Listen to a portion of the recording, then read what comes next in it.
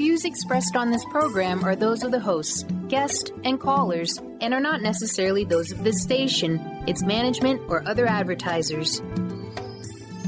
You're listening to Transformation Talk Radio.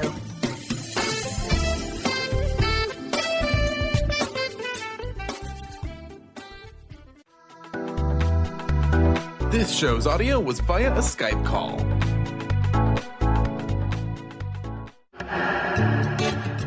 Get fired up for Spirit Fire Radio with your hosts, Dorothy, Riddle, and Steve Kramer.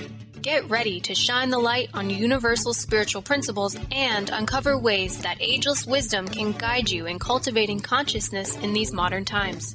Bring purpose to your life through practical spirituality and add to your awareness with Spirit Fire Radio. Now, here are your hosts, Dorothy, Riddle, and Steve Kramer.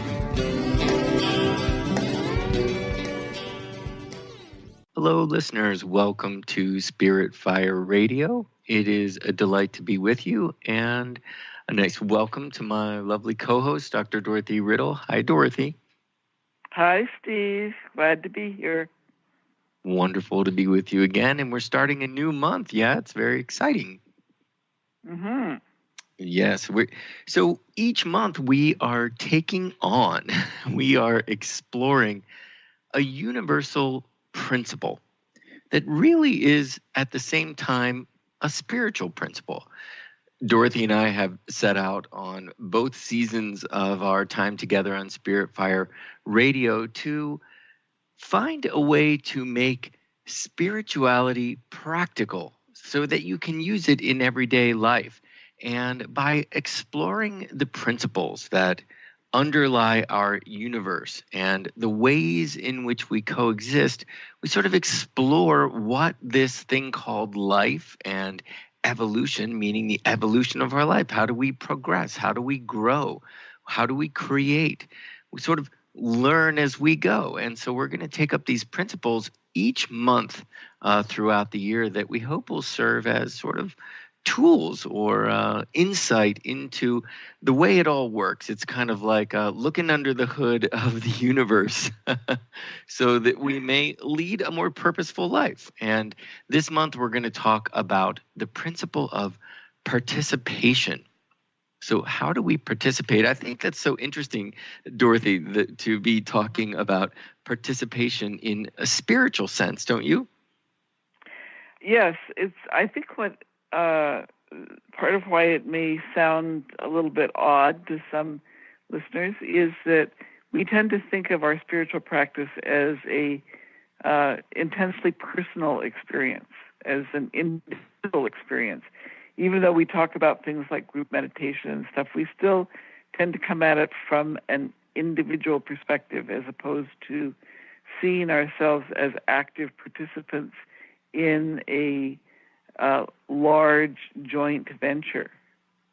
And I know we will often talk about this, especially in esoteric studies. We will talk about the move from the personality as being focused on the individual toward more of a group consciousness or a soul consciousness, which is a universal way of living where we're all in this together, sort of understanding that. But we still can sometimes in our spiritual studies just keep that in our mind, in our head. You know, it's when we put it into practice, right? When we take it into our everyday life that we really start creating a spiritual life. It's put into motion. And so participation is a really interesting concept to talk about in spiritual sense. It speaks a bit of service. How do we relate to each other? And what do we do for each other? And how do we create the world in which we'd like to see? So Dorothy, I sense we're going to recap a bit of last month where we talked about interconnectivity, because it's a natural progression where we come to understand that we are all connected. There's no two ways about it. We are not all only connected to each other, but we are connection as energy. Everything we do affects everything around us because everything interpenetrates. So once you understand that, you realize that whether you like it or not, you are participating consciously or unconsciously, right? That's right. And so what we want to be doing this month is thinking about how we are proactive in our participation, how we are conscious in our how we recognize that everything that we think and feel and do affects everything. And I think we're going to start out, Steve, right, with that basic concept that we create our reality. Yeah. We talked about it almost for the entire month, right? That energy follows thought, that everything in the universe is energy, and energy follows thought. And so as we think, we create our own reality. Thoughts become things, and it's why meditation has so much to do with the mind, really sort of reaching this observer mind we talk about a lot in mindfulness meditation and in insight meditation, but the observer's got a pretty big role in science as well, right, Dorothy? Absolutely. I'd like to share a quote from a physicist that writes about this, Nick Herbert, just to try to help people get their minds around what we're talking about. He writes, "The world is made up of waves, of energy waves. And then when you look at the world, it turns into solid particles. The act of looking is what turns it into particles. Whenever you don't look, you have to describe the world as this half-real waviness." A perception, I suppose. Yeah. Yes. Well, it's one thing to read the words. It's another to try to actually grasp, at least for me, the fact that really I am mainly waveforms. Everything around me is mainly waveforms, although I perceive it as solid particles. It's really all waves. Yes, and so we talked about that last month, this idea of the particle and the wave, and that everything is potential. And as soon as we focus on that potentiality actually comes into form. So, we talk about that a lot in sort of spiritual corners of and even in psychoanalysis, in psychology, of creating your own reality. But it is a fact that what you focus on actually drops down and manifests, it precipitates into reality. So that means we've got a big responsibility, right? What we respond to, what we quite physically look at, what we focus on, what we make a part of our day-to-day thinking and pondering and emoting and speaking, that which we pay attention to actually helps form our world. And because we live in this world with many other people, all of our actions have their effects, that cause and effect. They have repercussions. And so we have to be responsible. We have to be aware that what we're thinking and what we are focusing on, what we are participating in on every level is actually forming everything around us. That's right. And so if you think about what you take in, what you absorb, what news you pay attention to, what actions you pay attention to, how you are, all of that is critical. And I think it's worth reminding ourselves that Newtonian physics that says reality is static and it can be observed objectively is actually a myth, although we've been taught that and it's ingrained in many ways in which we behave together. What we know is that reality is dynamic potentiality. There's always this potential, and how we relate to the potential is what precipitates what we experience.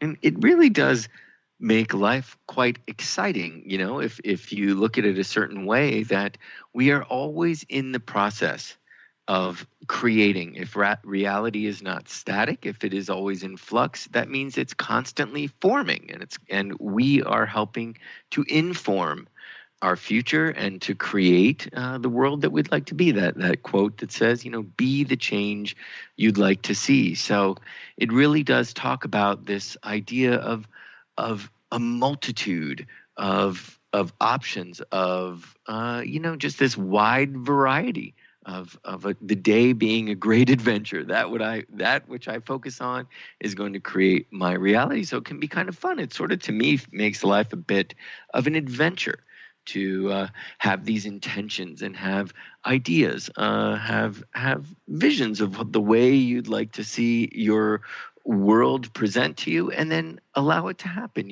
How do we participate on every level with our own inner being, with our subtle system, and also with those around us to create that world? So it's going to be interesting. That's what we're going to talk about for the entire month. Yeah. Well, and one of the challenges, I think, Steve, is that we are all interconnected, as we talked about all last month. So I may be aware of and thinking about how I want to be and what I want to focus on. I need to remember that I'm doing that in a context where many, many, many other beings are themselves making choices which might be different than mine. Yes. And that's, I think, also one of the challenges that we'll grapple with this month is and that's where the term participation is on, a particular meaning, that it's not just us doing it, but we are participating in a group process that's not necessarily well coordinated amongst all of us. Yeah. Well, and you're saying that, and I'm just looking at the word participation. Dorothy, I'm seeing that the word particle is actually in there. That's right. So that's right. That's interesting. I mean, have you seen that before? That's right. That's right. So it also makes me think of the word. It makes me think of responsibility, as you say, that we're all in this together, and that we may not all have the same ideas, the same approaches, and that so much of participating really has to do with how we relate to each other. And that word responsibility, which is the ability to respond, so that you are creating your own reality, and I will most definitely, hopefully, smoothly integrate my creations with your creations, but I'm constantly responding.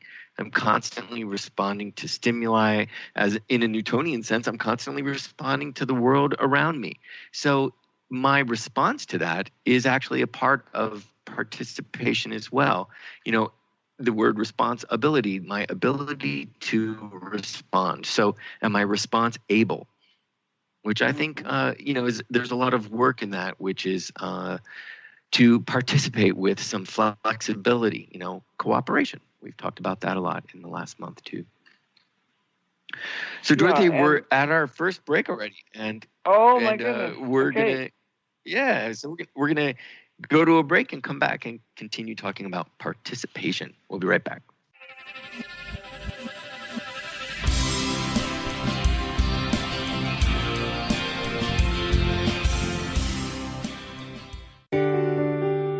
Hi, I'm Barbara Scheidegger, clinical hypnotherapist and founder of Swiss Hypnotherapy. And this is a tip with purpose. Being wrong or making mistakes is human. What have you learned from it? Start laughing about the silly things you did. Yeah, laugh about it. Being happy is more important than being always right. Start listening to your feedback. Be willing to redefine yourself every day. Communication with yourself and others who already are successful in their lives. Stay balanced, and when you fall off the wagon, don't dwell on it, just hop back on. Forgive yourself, admit what you did, move on, and smile. I hope this tip helps you. You can reach me at 323-999-4775 or at my website at swisshypnotherapy.com. Please join us for a transformational conference with 5 of the leading pioneers in the fields of science and spirituality, all in one place. Join best-selling authors and teachers Greg Braden, Dr. Bruce Lipton, Lynn McTaggart, Dr. Joe Dispenza, and Lee Carroll in both individual workshops as well as a weekend of keynote presentations and panel discussions. At this extraordinary event, you'll get to experience some of the brightest leaders of our world today, empowering you with groundbreaking new information deep wisdom, and practical tools to transform your life. Come connect with others and expand your consciousness in beautiful Nanaimo on Vancouver Island in British Columbia, June 14th through 19th. For more information or to register for what some are expecting to be one of the best conferences of 2018, visit shalohaproductions.com. That's SHALOHA Productions.com. Or visit the individual speakers' websites. Conscious Confidence Radio, a timeless wisdom with Sarah Main. Tune in each month on Transformation Talk Radio and join Sarah on an adventurous journey to the deeper level of meaning to move beyond today's world of constant change, confusion, and uncertainty beyond the shadow of fear. This hit show explores key concepts such as confidence, values, and attitude in a dynamic way. To learn more about Sarah and her work, visit sarahmain.com. Stay juicy. Tune in to Your Juicy Love with me, Una Drake, co-hosting monthly with Dr. Pat, and every second Monday at 12 p.m. on Transformation Talk Radio. My show, Your Juicy Love, helps you find the dynamic, life-affirming love you've always wanted. Transform your relationships and bring peace, joy, and juicy, juicy love to planet Earth. For more information, visit unadrake.com.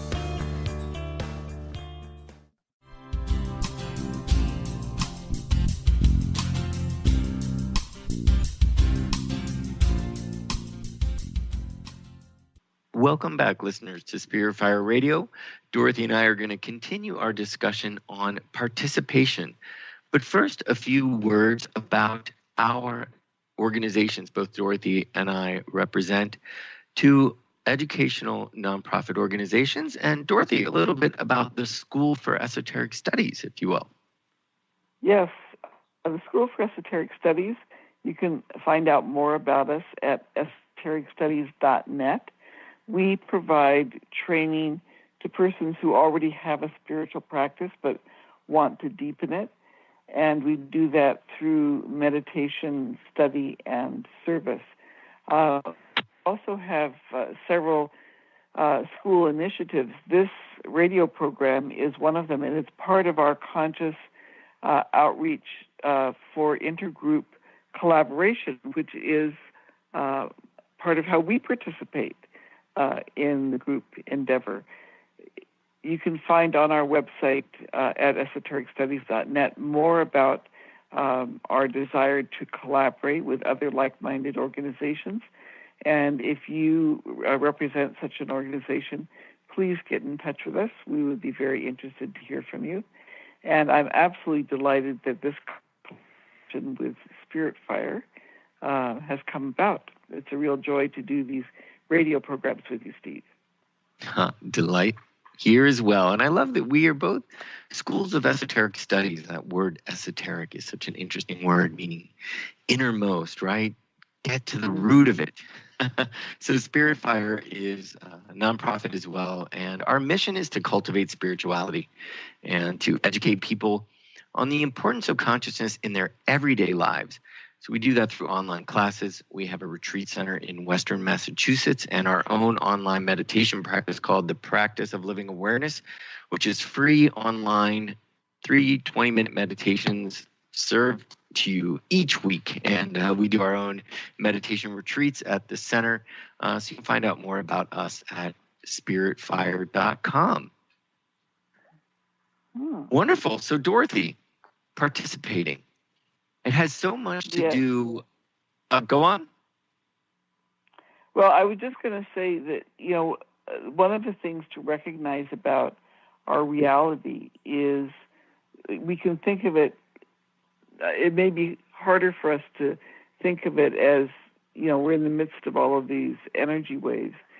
We can think of it in terms of we are in the midst of a mist of possibilities.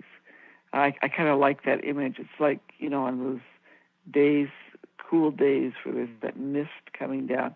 And almost anything is possible. Some have a very, very low probability of happening. Some are very likely to happen.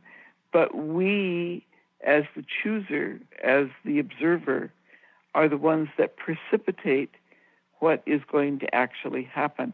And one of the ways of thinking about that concept of buyer's remorse is that when we do make a choice, we say, okay, it's this one, then the other possibilities disappear.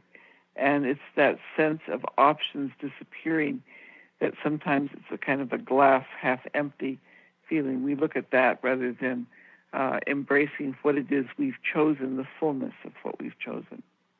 I think that's sort of the root of so many addictions, that it's the focus on what we will have once we get it. And it's that sort of rush to, that feeling of excitement. And then once you have it, it's gone. And I think it's that constant chasing after this desired option that as soon as we get it and the others fall away, it's a very sort of limiting approach, I find. And that leads to remorse, right? It's a new concept. I've not heard of that, buyer's remorse. But we all sort of know that anticipation, that excitement of anticipation. So I think the key there is to just constantly stay engaged. If we see everything is new and everything, as soon as we make the choice and the other options fall away, to see that within that choice, new options appear. It's that sort of constantly efflorescing. And that's, we've talked about hope and options and optimism quite a bit, which are, it's a very hope and optimism mean where, there's a certain alignment going on within ourselves. That certainly is a feel good, that idea of the lovely mist floating on your, on your skin, is that, that's constantly sort of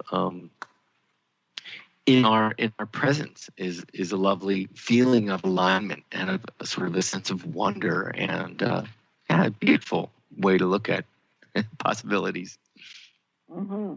Well, I think, I'd like to bring in another concept for us, and that is the whole issue of how we interpret what's happening, because the way that we react, the choices that we make that affect our reality are dependent on our interpretation. I mean, for example, if I am in a social situation or I'm at the grocery store and someone appears to me to be being rude to me, I can get really angry. I can get really irritated at that person.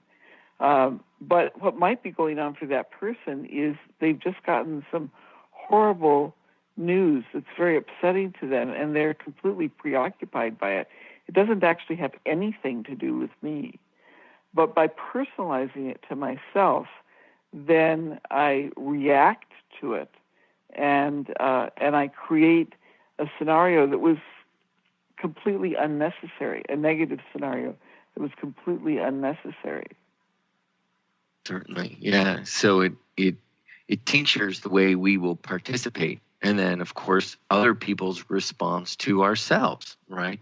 Mm-hmm. Because then they in turn will be interpreting our response to them, and it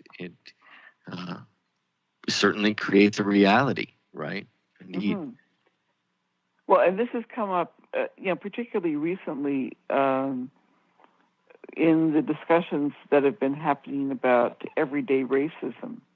The MSNBC had a town hall on this. Starbucks closed down to try to address this. And one of the ways of thinking about this very complex dynamic that we have is that when we are perceiving, we're attributing meaning to what we're seeing. We make a particular choice that people call figure ground. In other words, we pick a particular element that we make stand out. That's the figure. And then everything else is the ground. It kind of sinks to the background. So when we're talking about racism, one of the things that happens is that skin color or perceived ethnicity becomes the figure. It becomes the primary thing that we're responding to, as opposed to all of the other many attributes of the person that we're interacting with. right, which was the case in that Starbucks incident for sure. And how Newtonian is that, right, Dorothy, that we judge someone based on the first thing that we see, on simply the color of their skin, that we are so much more than that and seeing beyond that. But I'd love to add sort of another sort of layer to that, which to me was an interesting news story recently about the mom who was flying with Southwest Airlines, and her child have different last names. And she was traveling and had to present the passport. And when the employee at Southwest Airlines saw that they had different last names, she asked for mom to prove that the child was hers. So she was asking for even a birth certificate, for proof, more documentation, even asked her if she had pictures of her and her child together. And because the child is biracial, the woman took offense and felt that this was this was racism, that the woman was judging her and asking for this extra paperwork based on the fact that the child and her are of different races. And it turned out through social media that actually a lot of people that have different last names on mothers whose children have different last names, when they travel, this will be asked of them. One person said in a long Twitter feed, there was so much response to this situation. She said, listen, that happens to me all the time, and we are of the same race, but it's the same last name and it's child trafficking. The airlines are instructed to look out for that, and we may not all be privy to the fact that children are being trafficked, but if you work for an airline, you might come into contact with that and be able to stop it. So it's interesting that the interpretation, because I'm sure this woman has received there have been many situations in her life where the race of her child being different than hers has been brought up or brought to her attention. So she's got a sensitivity to it and would assume that people would default to that, or that would be the reason. And other people in this situation with Southwest Airlines were saying, I don't know that it's totally racial, because it happens across the board. It really is about child safety. So my whole point of bringing all that up is that we have a collective experience. We grow from sharing our collective experience, from saying, this is how I interpreted this situation. And another person can say, well, this is how I would interpret that situation. So it's important for us all to stay open, and to communicate and to share our experiences so we can see where interpretation might be off, or interpretation might be accurate, or we might be missing something in the picture, right? Right. And one of the dynamics that we can look to understand and reassure ourselves that it is possible for us to make that shift is just in the field of perceptual experimentation. There are figure ground illusions. You've probably seen them. One of them is the vase that turns into the two profiles. Yeah. There are a number of those. And we have the ability to see it either way. Right? Yes. We can make a choice. And so the same thing when it comes to child trafficking versus seeing it as some kind of personal assault, we have the ability to shift the way in which we interpret what we're seeing, because we do make choices in our interpretation. And so I just was going to say, it really does call upon us, to really embrace this idea that we are all interconnected, because then we have a bit of patience. We look at it all as an unfolding and as a learning experience. We could have a bit of compassion or empathy for the other, and see it all as a learning experience, as opposed to right away sort of going on the defensive, which seems to be what happens quite a bit in these situations these days where race is involved. Dorothy, I totally want to continue this conversation. I'd love to just talk a bit more about the Starbucks incident too, because I find it to be quite interesting. But we've got to go to another break, so we'll pick that up right when we come back.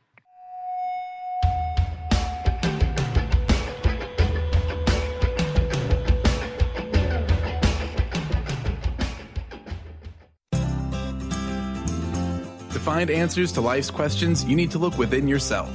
Dr. Glenna Rice brings your questionable conversations on Transformation Talk Radio each month. Tune in each month for insight into how you can live up to your full potential. Dr. Glenna is a physical therapist, certified Access Consciousness, and Access Body Class facilitator. How does it get any better than this? For more information on Dr. Glenna Rice and her work, visit glennarice.com. Wow. Hey, everyone. Welcome. Welcome to the Dr. Pat Show. This is Talk Radio to Thrive By.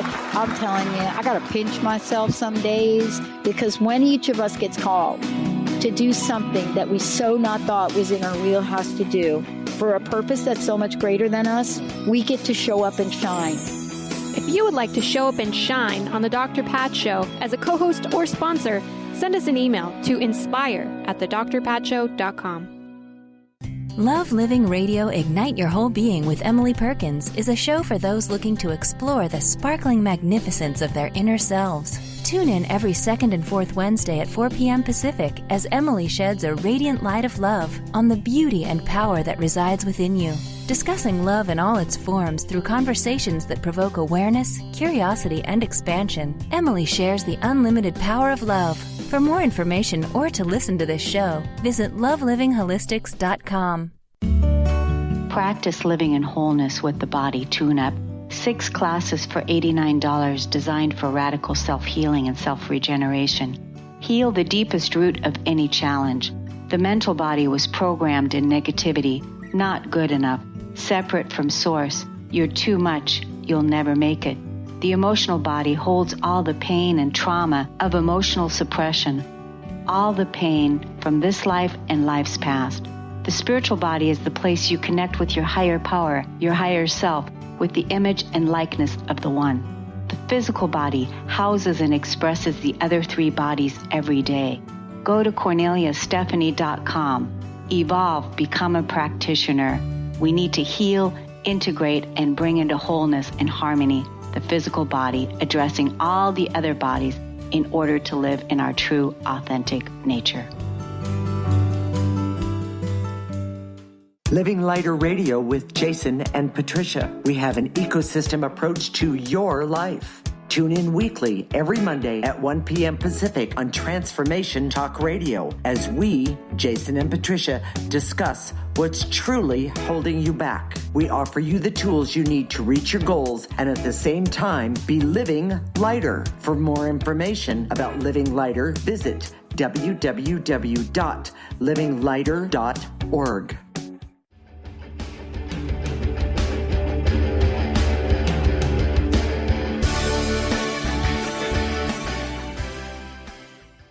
Welcome back, listeners, to Spirit Fire Radio. It's a delight to be with you. I say that on behalf of Dorothy Riddle and myself.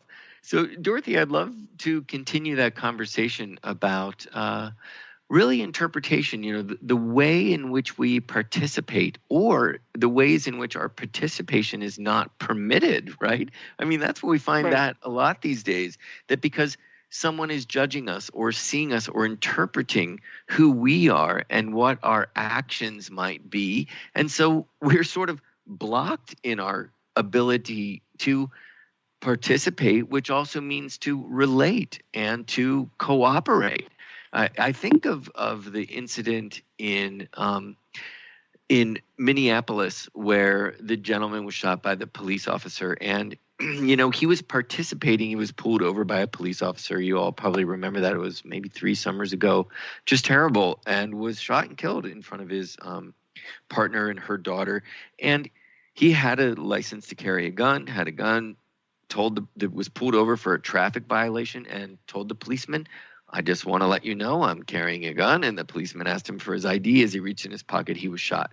So here he was trying to participate and do everything he could, knowing very, with wisdom, right? And knowing himself, knowing the climate, knowing, what are the possibilities, right? In the sea of potential, I'm aware of the potential here, and so I'm going to do all that I can. And that's where, for many of us, it feels hopeless because you try to participate in every way you can. And I think that was the incident they came up as well in Starbucks, which was saying, may I use the bathroom? And participating in ways that most everybody's participating. I'm just waiting for friends to arrive and then we'll order.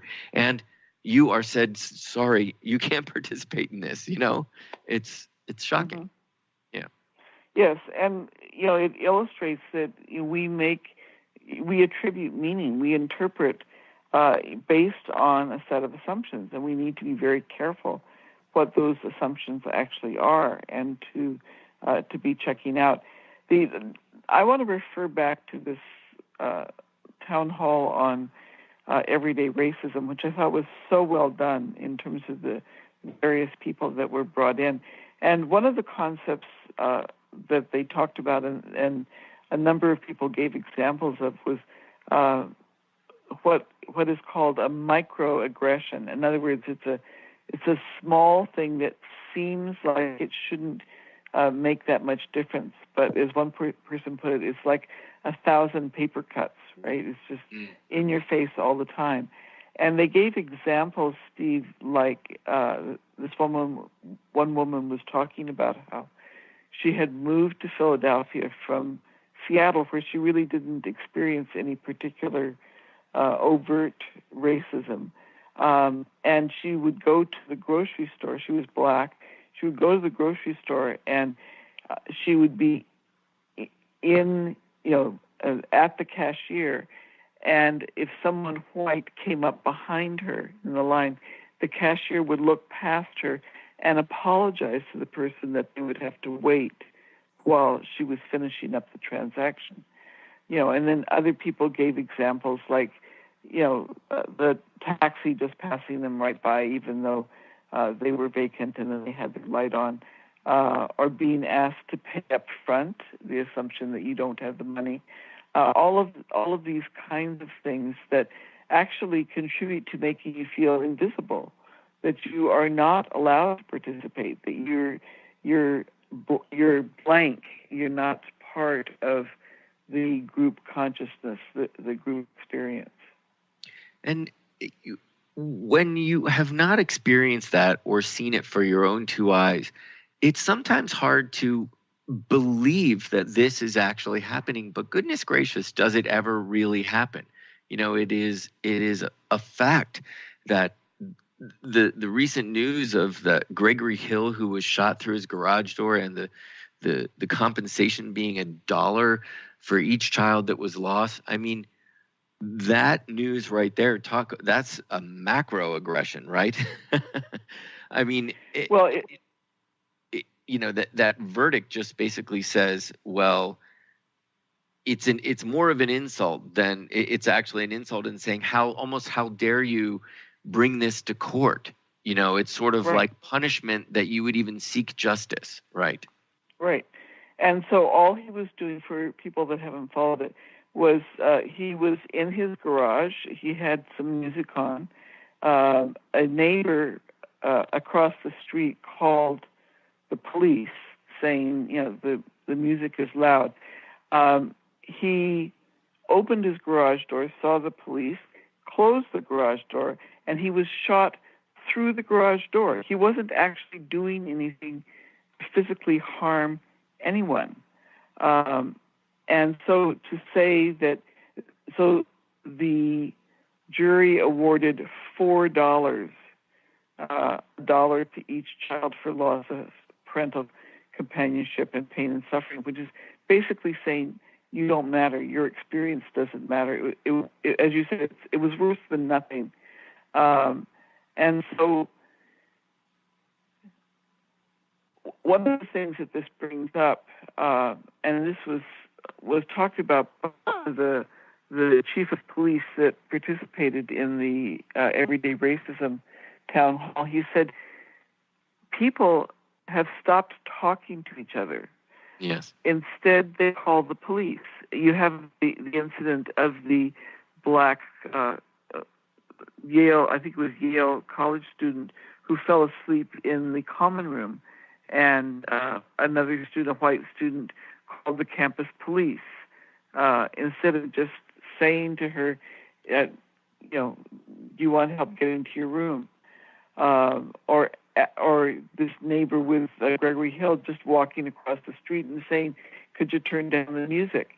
Yes. And the chief of police was saying, when you call the police, what you are asking for is lethal force in an interpersonal interaction. That's what police are trained for. They're trained for lethal force. So you shouldn't be completely surprised by the fact that these outcomes occur, although we try to and want to prevent them. And so, it's a really interesting time where instead of recognizing our common humanity, that we all are connected, we are all part of the same energy field, that we distance ourselves from each other.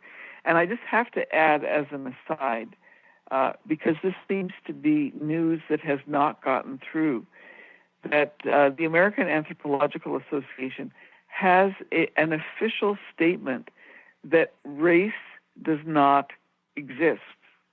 Yeah. That we are all common stock as humanity.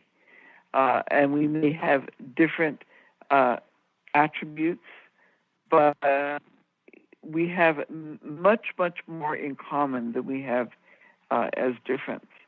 Well, I always find it so interesting that we say black and white, which are absolute opposites, whereas if you look at the pigment of my skin as I'm Caucasian and you look at the skin of an African American, the color of our skin is actually much closer to each other than it is my skin to the color white and the other skin to the color black. So it's just so interesting that even in our language we haven't made an effort to really shift that we still stick with this idea of black and white when really we're so far from that in every way. And the fact of just mixed race, we're all mixed race, it's interesting that we keep that alive, that idea of black and white. Indeed. Mm-hmm. Yes, go on.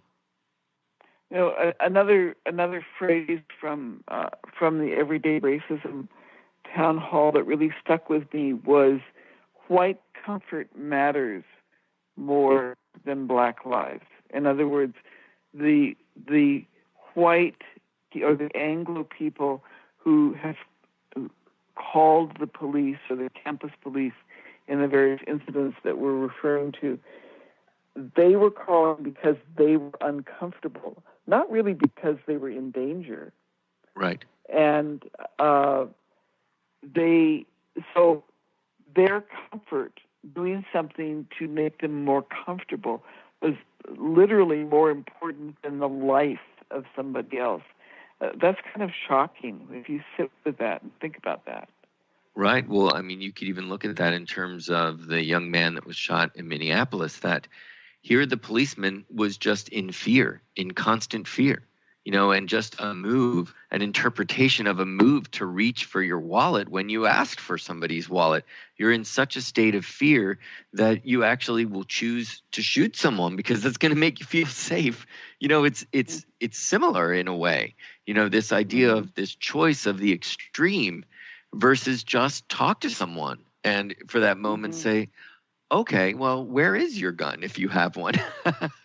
Do you have it on you, or where is it on your person? Or, and that idea exactly of even saying, why did you say that to me? Of just asking before an assumption, is you're asking for my child's, more proof that this is my child based on his color, and just asking and no, ma'am, we have going on, or as you say, waking up the person that says, hey, could I help you back to your dorm room, rather than you shouldn't be here. So many assumptions. And, it's interesting. We just live in such polarized times and such sort of aggressive times, right? Really, this idea of using social media as a way to be highly critical and really sort of jockey for power, especially when we've got, in this country, the president who really uses such divisive language. And we've talked about that again and again, but it does set a tone. It sets a tone in ways in which we will participate. So, really the way in which we choose to exist in this world and that which we put out there, boy, oh boy, it sets a tone. So in every instance that we come into contact, we have to ask, what level am I participating in? What am I putting into this situation, and what am I receiving? And, is it working toward the greater good? Dorothy, we're going to go to another break and continue the conversation. Listeners, we'll be right back.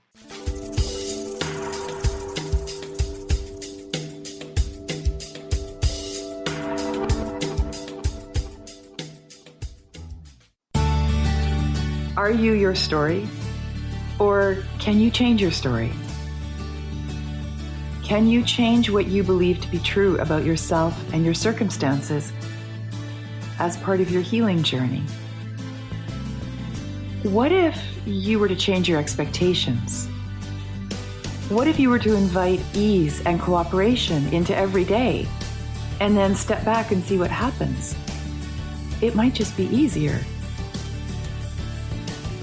I'm Megan Edge, and I hope that you'll join me on my new radio show, Playing on the Edge, Radical Change with Ease, with my co-host Dr. Pat on Transformation Talk Radio. I look forward to seeing you there. Want to find out more about Megan Edge? Visit her website at meganedge.ca.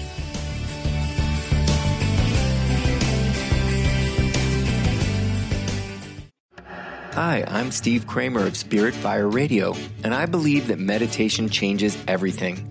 It leads us in the direction of greater well-being, and that's a fact. I struggled with meditation for years. I understood the principles, but I found it hard to incorporate them into my everyday life. Spirit Fire's meditation practice changed that. It's called the Practice of Living Awareness, and it's taught in 14 steps.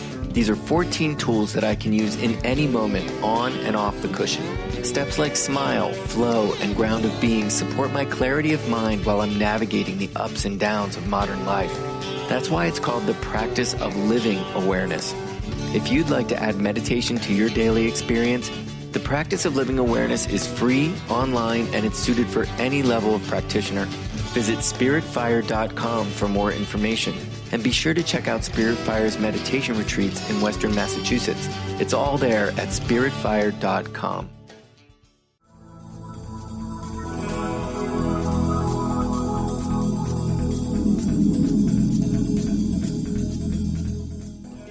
Welcome back, listeners. We are going to continue our conversation on participation. Before we went to the break, we were talking a bit about our behaviors and the ways in which they shape our reality, the ways we interpret others' behaviors as well, right, Dorothy? Absolutely. And I want to talk about something. It's related to the concept of mindfulness and mindlessness, which we've talked about before. I think last year, when we are being mindful, then we are consciously examining what we're doing and making conscious choices. But much of our behavior is mindless, and that's purposeful because if we had to pay conscious attention to every single thing that we did, it gets very wearing. In fact, people who have, like myself, that travel a lot, when you go into a new culture, that concept of culture shock is from having to be very conscious and aware of behaviors in situations where you're used to just acting on reflex. You know exactly where you should stand and how much eye contact you should have and all of those kinds of things. So we're in a situation right now, Steve, I think, where we need to be mindful of what is being modeled from our leaders, and particularly the President of the United States. He is modeling extreme language, divisiveness rather than inclusivity. And if we're not careful, even if we don't agree with him, it kind of seeps in. It's like groundwater that kind of seeps in. And we will find ourselves reacting reflexively in ways that mimic that modeling. And so when we're in a situation where things are happening, whether it's violence in the news, whether it's this kind of modeling that I'm talking about, we have to be extra careful that we do not reflexively, that we respond proactively. And it takes more effort, but it's really important in terms of how we are participating, what kind of energy we ourselves are putting out to the world. Absolutely. And the difference between the energy of the word react and the word respond, for listeners, I find if you just feel into those words, that reaction is very quick. It's almost immediate, and it's got a heat to it. It's emotional in a sense, whereas response has got more space around it. So I think we all need to sort of breathe a bit. And I think it's interesting, Twitter, right? How many people tweet and then take away the tweet and retweet. And it's become just reaction, where we almost don't allow something to sink in. It's very few words, so we don't have much context. So really the world around us is constantly pushing us to this sort of quippiness and very quick reaction time. It's why meditation, goodness, is so important, to just generate space, space within the mind, space within the emotions, and learn to sort of allow for a situation, to be observed and to really take a look at where are my boundaries in this situation? Do I need to create them, or can I loosen them and perhaps ease some of, a misinterpretation or a reaction that's happening toward me? Can I create some space in this? Can I participate in this situation in a fuller way that will help us be more connected, right? So various levels. I was listening to an interview with Ram Dass, who I've been just loving so much lately. And he's a spiritual teacher, but he was also a psychoanalyst and a Harvard professor. And he was saying that one of his patients came to him and said, "I'm really depressed. I'm so depressed.